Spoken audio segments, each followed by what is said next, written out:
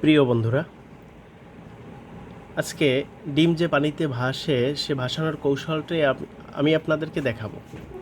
আসলে এজন্য আপনার দরকার দুটি গ্লাস। একটি গ্লাস হলেও হয়, দুটি গ্লাস হলে দুটি ডিম দরকার হয়। একটি গ্লাস হলে আপনি একটি ডিম দিয়েই আপনি পরীক্ষাটি করতে পারবেন। বন্ধুরা, এখানে আমি খালি গ্লাসে জল নিলাম। জল নেওয়ার পরে এখন আপনি যদি ডিমটি এখানে ছেড়ে দেই, দেখবেন ডিমটি একবারে তলায় গিয়ে পড়েছে। এই একই ডিম একই গ্লাসে আবার এই ডিমটি ভাসবে।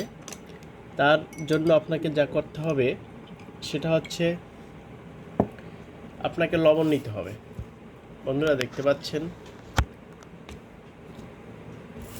লবণ নিতে হবে। লবণ নিয়ে আপনাকে গোলাতে হবে।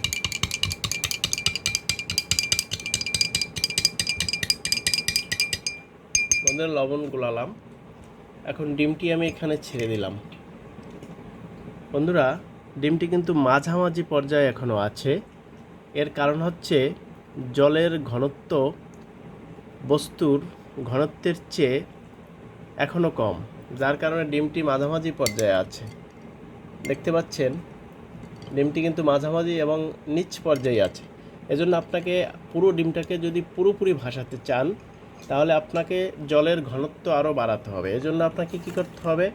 আরও বেশি করে লবণ দিতে হবে। আরও বেশি করে লবণ দিয়ে চামচ দিয়ে এটাকে নাড়লে দেখা যাবে আপনার এই ঘনত্বটা আরও বেড়ে যাবে। ঘনত্বটা যখন আরও বেড়ে যাবে তখন দেখবেন কি হয়, দেখতে থাকেন। ডিমটাকে ছেড়ে দিলাম। বন্ধুরা, এখন কি হলো? এখন পুরো ডিমটি একবারে উপরে ভেসে আছে।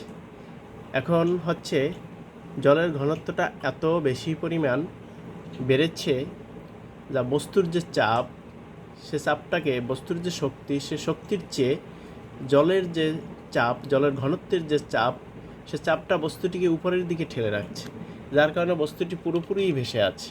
বন্ধুরা, আমার পাশেই একটি শুধু খালি জলের গ্লাস আছে। এই গ্লাসে যদি ডিমটি ছাড়ি তাহলে দেখেন কি হয়, একবারে নিচে তলানিতে গিয়েছে। তাহলে বন্ধুরা বুঝতেই পারছেন। অবশ্যই ভিডিওটা আপনারা আরও আগেই দেখেছেন বা এই বিষয়টার সম্পর্কে অনেকেই অবগত আছেন। তারপর আমি আবার নতুন করে একটু দেখালাম। ধন্যবাদ সবাইকে। আবার দেখা হবে পরবর্তী কোনো ভিডিওতে। সবার সুস্বাস্থ্য দীর্ঘায়ু কামনা করে আজকের ভিডিওটি এখানেই শেষ করছি।